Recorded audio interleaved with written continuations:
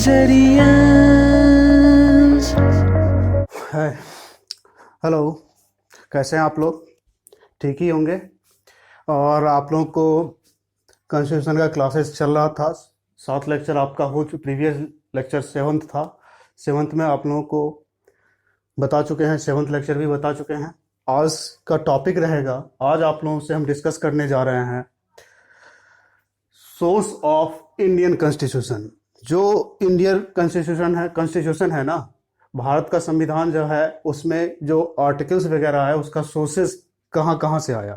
ठीक है, यहाँ पे देखिए सोर्सेस के बारे में ऑलरेडी हम कुछ चीज़ों को डिस्कस कर चुके हैं, तो धीरे धीरे डिस्कस करते जाएंगे। यहाँ पे एक पॉइंट याद रखना है, बहुत से जगह पढ़ाए जाते हैं जो आप एक वर्ड याद करो, इससे आप ध्यान रखो और ऑप्शन पकड़ा जाएगा। लेकिन आप कोई चीज़ को पढ़ो तो पहले कंप्लीट पढ़ो। ठीक है, कंप्लीट पढ़ना बहुत ही ज़रूरी है। कंप्लीट नहीं पढ़ते हो तो कहीं ना कहीं आप गलती करके आते हो। ठीक है, ये चीज़ एकदम क्लियर है। ठीक है, तो फ्रेमिंग ऑफ कॉन्स्टिट्यूशन वगैरह हम पढ़ाए थे, और फ्रेमिंग ऑफ कॉन्स्टिट्यूशन का 2 पार्ट हुआ था। दोनों पार्ट आप अच्छे से देखिए, सीक्वेंस में देखिए, तभी मज़ा आएगा। ठीक है, क्वेश्चन प्रैक्टिस कीजिए। उसके बाद फीचर्स ऑफ कॉन्स्टिट्यूशन भी आपको हम बताए थे, features of constitution basic features बताए थे। उसके बाद यूनिटरी फीचर्स क्या है, वहाँ पे कुछ आर्टिकल का भी हम डिस्कस किए थे। ठीक है दोस्तों, तो ये चीज़ को ध्यान रखिए, क्योंकि कंटिन्यूस आप पढ़ेंगे तब अच्छा लगेगा। ठीक है, चलते हैं फिर कुछ हम देखते हैं आगे चल के जो सोर्स ऑफ इंडियन कॉन्स्टिट्यूशन क्या है। ठीक है, सोर्स ऑफ इंडियन कॉन्स्टिट्यूशन के बारे में दोस्तों मैं आपको बता दूं, जो 2 तरह का सोर्सेज होता है यहाँ पे। एक सोर्सेज इंटरनल सोर्स होगा, एक होगा आपका एक्सटर्नल सोर्सेज। ठीक है, इंटरनल और एक्सटर्नल सोर्सेज के बारे में जब हम आपको बता रहे थे फ्रेमिंग ऑफ कॉन्स्टिट्यूशन, वहां पे हम डिस्कस किए थे 114 दिन तक ड्राफ्टिंग कमिटी के मेंबर्स 114 दिन तक बाहर के एक्सटर्नल जो सोर्सेज है उस बाहर के संविधान को पढ़े, बाहर के कॉन्स्टिट्यूशन को पढ़े, और वो 7th मेंबर मिलके लगभग 60 देशों का संविधान पढ़े, उसके वहां से टर्म निकाले, क्या टर्म और हमारे इंडियन के हिसाब से क्या सेट होगा, उस टर्म को उस तरीका से डिफाइन किए हमारे भारतीयों के हिसाब से। ठीक है, तो ये चीज हम ऑलरेडी ये सब डिस्कस कर चुके हैं। तो 2 तरह का सोर्स होता है, एक्सटर्नल और इंटरनल। एक्सटर्नल से बात आती है, एक्सटर्नल की बात करते हैं। एक्सटर्नल का मतलब होता है जो आप 1773 से लेके 1935 तक जो भी डिस्कस हुआ, जब जब ईस्ट इंडिया कंपनी या ब्रिटिश क्राउन जो शासन किया, तो हर में कहीं ना कहीं कोई ना कोई पॉइंट में सुधार आया, और वहां से कोई ना कोई पॉइंट एक्यूमुलेट होते गया। कहां पे? 1935 एक्ट में। ठीक है, तो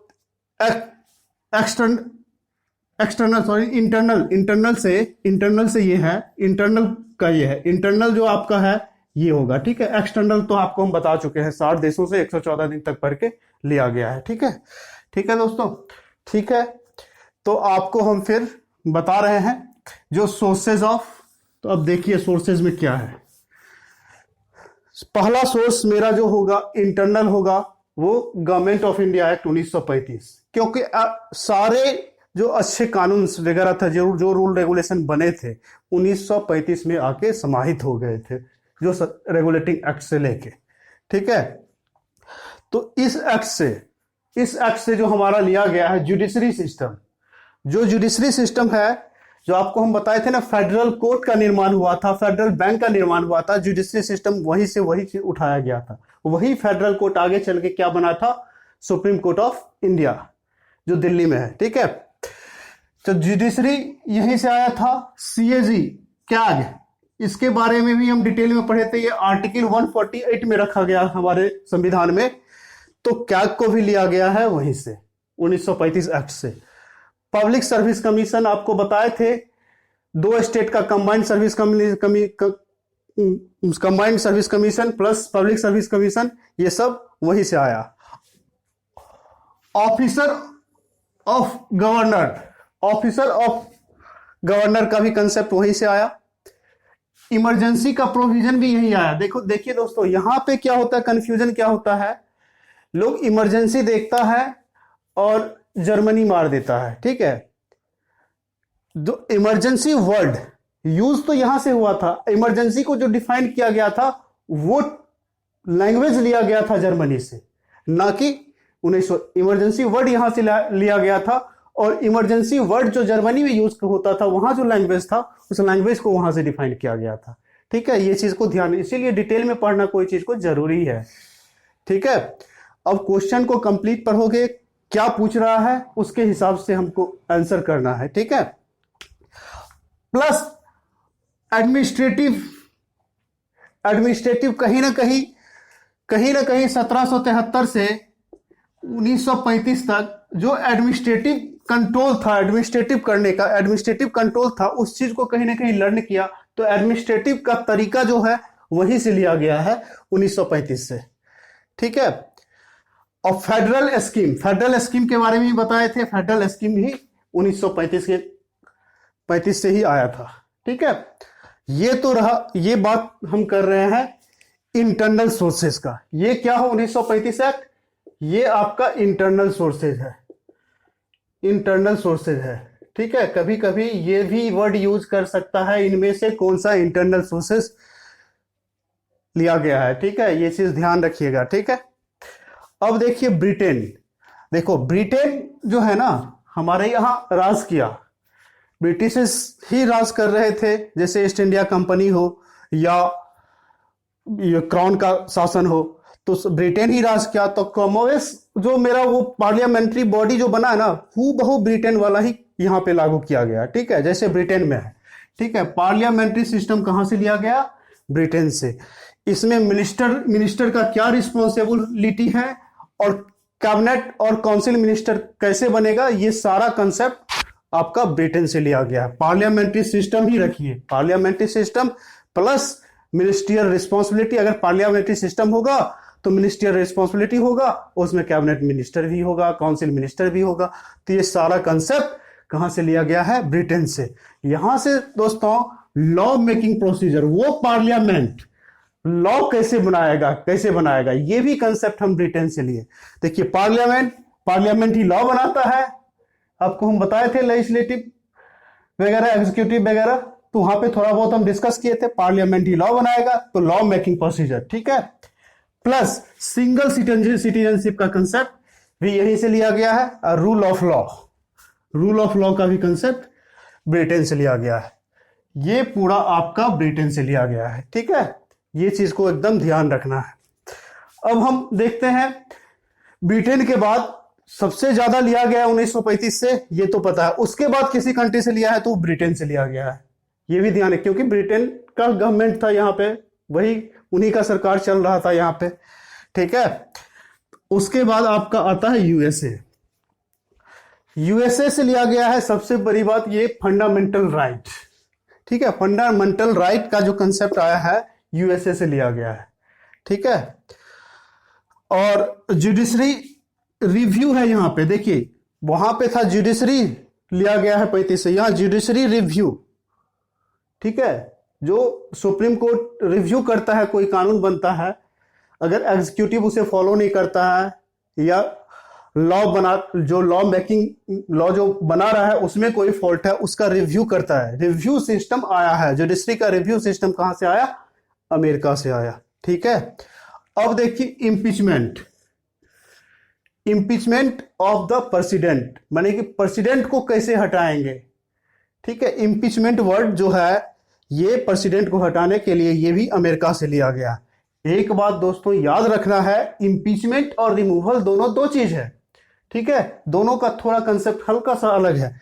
तो रिमूवल वर्ड आता है तो अलग चीज होता है, इम्पीचमेंट वर्ड आता है तो अलग चीज है। इम्पीचमेंट के लिए सिर्फ इम्पीचमेंट प्रेसिडेंट का होता है, ठीक है। महाभियोग जो कहते हो आप लोग, ठीक है, हम लोग बोलचाल में बोल देते हैं महाभियोग, सुप्रीम कोर्ट के जज और हाई कोर्ट के जज सबको, तो इसके लिए उस महाभियोग में रिमूवल वर्ड यूज होता है, ठीक है। Supreme court, high court plus vice president of India, इस सब के लिए अगर आएगा तो ही रिमूवल वर्ड का यूज होगा, ठीक है, ना कि इम्पीचमेंट का, क्योंकि बहुत से लोकल ऑथर इम्पीचमेंट ही डाल दिए हैं बुक में। ठीक है, तो ये चीज को एकदम ध्यान रखना है आपको। ठीक है, इम्पीचमेंट सिर्फ president of India, removal word use होगा आपका हाई कोर्ट और सुप्रीम कोर्ट का जज and vice president of India. ठीक है, अब आते हैं हम लोग आयरलैंड की बात करते हैं। तो ये पूरा आपका क्या हो गया, यूएसए से। ये पूरा कहां था, गवर्नमेंट ऑफ इंडिया एक्ट 1935 से। ठीक है, अब आते हैं आयरलैंड।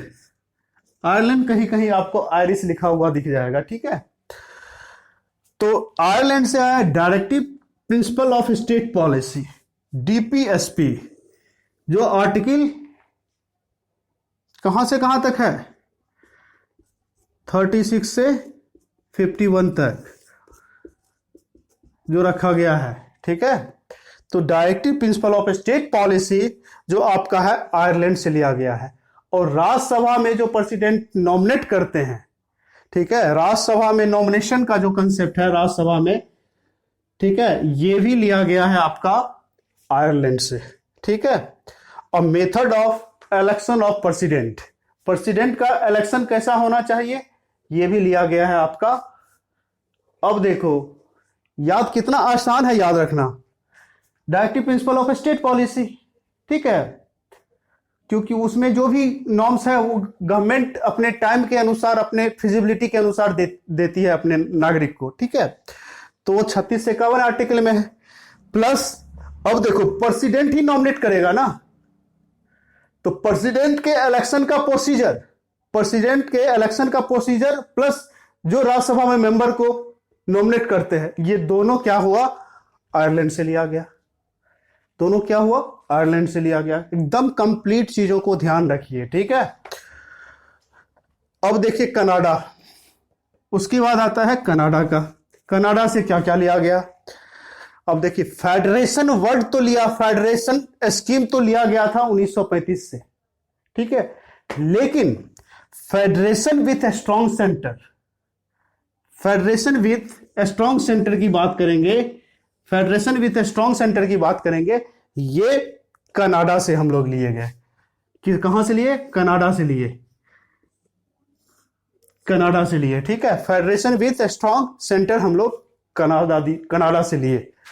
अब देखो, रेसिडुअल पावर की बात किए, तो ये रेसिडुअल पावर भी हम लोग क्या किए, कनाडा से लिए। रेसिडुअल पावर को डिफाइन, रेसिडुअल पावर, वैसे रेसिडुअल पावर वर्ड जो हम, ये भी 1935 से ही आया था, लेकिन इसको हम जो डिफाइन किए ना, कनाडा में जैसे डिफाइन किया गया है। ठीक है, कनाडा के हिसाब से। ठीक है, रेसिडुअल पावर कहां से लिए, कनाडा से लिए।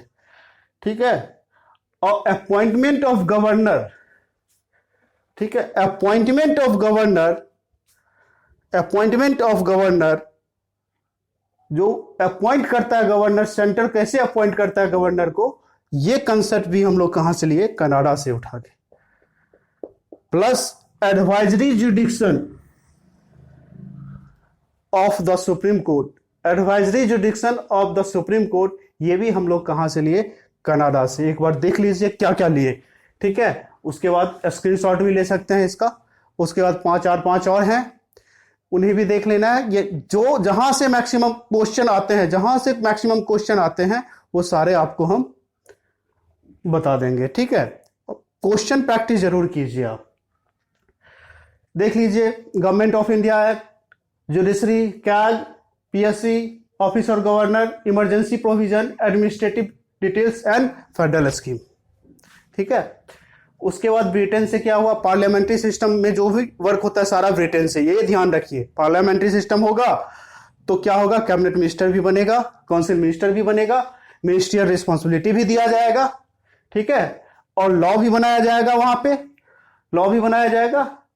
प्लस यहां पे एक सिंगल सिटीजनशिप याद रखिएगा, प्लस रूल्स ऑफ लॉ तो बगैर पार्लियामेंट है तो होगा ही। ठीक है, ये सब ध्यान रखना है। इसी तरीका से सीक्वेंस में आप पढ़ेंगे तो याद हो जाएगा। रटने की जो, रटना नहीं है, ये चीज ध्यान रखना है। रटना नहीं, रटोगे तो भूलोगे। थोड़ा सा कॉमन सेंस यूज करके एक बार पढ़ोगे तो ये चीज दिमाग में हमेशा रहेगा।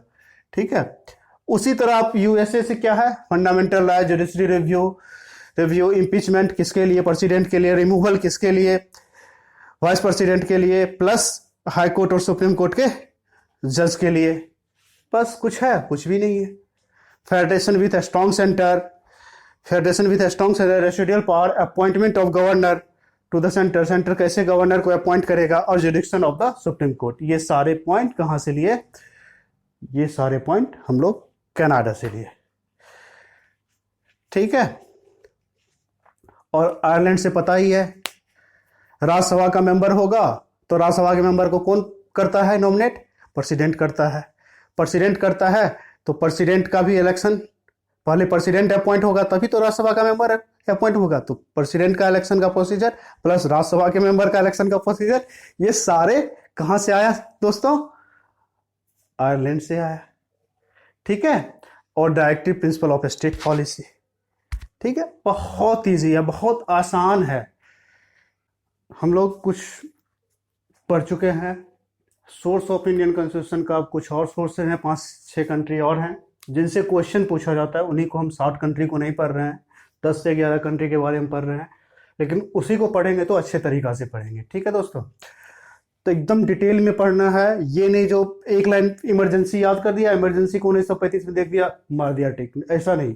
जैसे इमरजेंसी वर्ड प्रोविजन आया था 1935 से, इमरजेंसी में जो है फंडामेंटल राइट जो होता है, जो सस्पेंस हो जाता है, मतलब खत्म हो जाता है, इंडियंस का, भारतीयों का फंडामेंटल राइट खत्म, ये आया था जर्मनी से। दोनों में अंतर है। इमरजेंसी वर्ड कहां से आया था, 1935 से, ध्यान रखिएगा, ठीक है।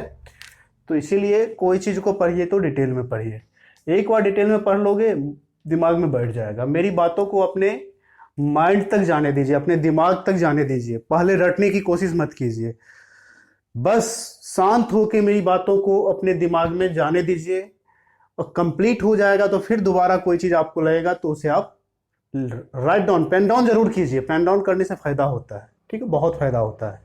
एक बार पेन डाउन कर लोगे तो वो सब चीज आपका अपना हो जाएगा, ठीक है। अब देखते हैं दोस्तों, यहां पे जैसे ऑस्ट्रेलिया हम ऑलरेडी आप लोग को कंकरेंट लिस्ट के बारे में बता चुके हैं, ठीक है, कहां से 1935। लेकिन इसमें कंकरेंट लिस्ट में क्या डिफाइन किया जाएगा, ये आया था, और किसे पावर दिया जाएगा, ये चीज ऑस्ट्रेलिया से लिया गया है, ठीक है। तो concurrent list, freedom of trade, commerce and intercourse and joint sitting of the two house, किस आर्टिकल में है ये, आर्टिकल 108 में है। तो आर्टिकल का तो ऑलरेडी हम आपको रटवा देंगे क्लास में ही रटवा देना है। इसी तरह बैठा के जो आर्टिकल कैसे सीक्वेंस में याद रखना है, एक दूसरे से रिलेट करके, ठीक है। तो joint sitting of the two house यानी कि कंकरेंट लिस्ट, ठीक है, freedom of trade, commerce and intercourses and joint sitting of the two house, ठीक है। ये कंसेप्ट जो आया आपका ऑस्ट्रेलिया से लिया गया है दोस्तों, ठीक है। अब आ रहा है वर्ड यहां पे जर्मनी से क्या हुआ, जर्मनी आता है तो दिमाग में हिटलर आता है, ठीक है, हिटलर आता है। आपको ये हिटलर के बारे में पढ़ा, जर्मनी जैसे आता है दिमाग में हिटलर आता है, ठीक है। तो जर्मनी से जो है, जो इंडियंस का फंडामेंटल राइट इमरजेंसी के दौरान खत्म हो जाता है, ये कंसेप्ट आया है जर्मनी से, suspension of fundamental right during emergency, ठीक है। जर्मनी से क्या लिया गया है, फंडामेंटल राइट का सस्पेंशन ड्यूरिंग इमरजेंसी पीरियड, ठीक है दोस्तों। अब आते हैं यूएसएसआर, रशिया, जिसे सोवियत संघ कहते हैं, ठीक है, सोवियत संघ कहा जाता था जिसे। अब यूएसएसआर से फंडामेंटल ड्यूटीज, ठीक है, यूएसएसआर से क्या है, फंडामेंटल ड्यूटीज, ठीक है। और fundamental duties and idea of justice, fundamental duties and idea of justice. Idea of justice में क्या होता है, 3 वर्ड है जो रशियन रेवोल्यूशन से जनरेट हुआ था। रशिया रेवोल्यूशन कब हुआ था, 1917 में, ये भी याद रखिएगा आप, ठीक है, ये भी कभी कभी पूछ देता है, ठीक है। रशिया रेवोल्यूशन कब हुआ था? 1917 में। तो इसे स्टार्टिंग में तो ये नहीं था, ये स्टार्टिंग में नहीं था, लेकिन 42nd अमेंडमेंट एक्ट 1976 में जो हुआ था, 1976 में जो हुआ था, उसमें इस तीनों वर्ड को जोड़ा गया था। तो क्या है? सोशल, इकोनॉमी एंड पॉलिटिकल, इस तीनों वर्ड को प्रीएम्बल में ऐड किया गया था 42nd अमेंडमेंट एक्ट के तहत। ठीक है दोस्तों, तो fundamental duties and idea of justice, idea of justice में क्या होता है? Social, economical and political. ठीक है, ये चीज को एकदम याद रखिएगा, एकदम भूलना नहीं है। तो ये सब लिया गया था आपका सोवियत संघ से। ठीक है, अब कभी कभी सोवियत संघ नहीं देता है ऑप्शन में फंडामेंटल ड्यूटीज में, कभी कभी जापान दे देता है। तो जापान अगर दे देगा तो जापान भी आप कर सकते हो अगर ये ऑप्शन में नहीं होगा तो, क्योंकि फंडामेंटल ड्यूटी का प्रोसीजर एस्टेब्लिश्ड बाय लॉ जो होगा ना, ये फंडामेंटल ड्यूटी का ही पार्ट है।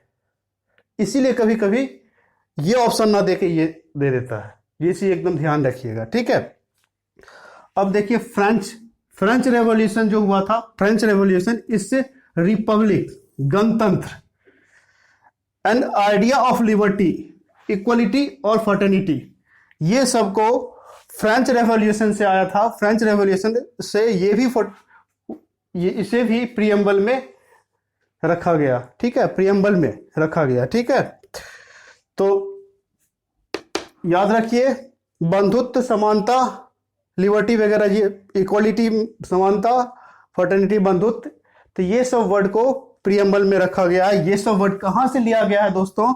तो फ्रांस से लिया था, फ्रांस से लिया गया था। ठीक है, अब देखिए एक होता है आपका साउथ अफ्रीका से क्या लिया गया था। देखिए साउथ अफ्रीका से लिया गया है आपका कॉन्स्टिट्यूशन अमेंडमेंट, जो CAA, कॉन्स्टिट्यूशन अमेंडमेंट एक्ट, यहां पे ए भी कर दीजिए, कोई दिक्कत नहीं। Constitution amendment act, constitution amendment act कहां से लिया गया? साउथ अफ्रीका से। और राज्यसभा में इलेक्शन कैसे होगा? जो 12 मेंबर तो नॉमिनेट होगा। ठीक है, 12 मेंबर तो नॉमिनेट होगा, लेकिन 12 के अलावा जो मेंबर बच रहे हैं, वो मेंबर का इलेक्शन का प्रोसीजर भी हम साउथ अफ्रीका से लाए हैं। ठीक है दोस्तों, अब देखिए जापान से, जापान के बारे में थोड़ा जो कभी कभी कंफ्यूज कराता है क्वेश्चन, वो हम बता चुके हैं। ठीक है, फंडामेंटल ड्यूटीज के अंदर procedure established by law, procedure established by law जो होगा, ये जापान से लिया गया। ये फंडामेंटल ड्यूटीज के अंदर का ही है। ठीक है, फंडामेंटल ड्यूटीज के लिए जो प्रोसीजर बनेगा, जो लॉ बनेगा, वो जापान से लिया गया। तो इसीलिए कभी कभी ये क्वेश्चन थोड़ा टफ पड़ जाता है। ठीक है, तो ये चीज को एकदम ध्यान से देखिए, पेन डाउन कीजिए, रिवीजन कीजिए, 1-2 बार देखेंगे वीडियो, आपको याद हो जाएगा चीजें। रटना नहीं है, रटोगे तो फिर दिक्कत है, नहीं होगा। 4 दिन याद रहेगा, फिर भूल जाओगे। रटना नहीं है, कुछ तरीका सीक्वेंस में जैसे याद कीजिए। ठीक है, एक कहानी की तरह दिमाग में बैठ जाएगा। ठीक है, चलिए आप स्क्रीनशॉट ले लीजिए, और सारा आर्टिकल, सारा शेड्यूल हम क्लास में इस तरीका से पढ़ाएंगे जो आपके माइंड में बैठ जाएगा। तो आप कमेंट करें, लाइक करें, सब्सक्राइब करें, जरूरी है। आपका सपोर्ट हमेशा रहना जरूरी है। ठीक है, थैंक यू सो मच।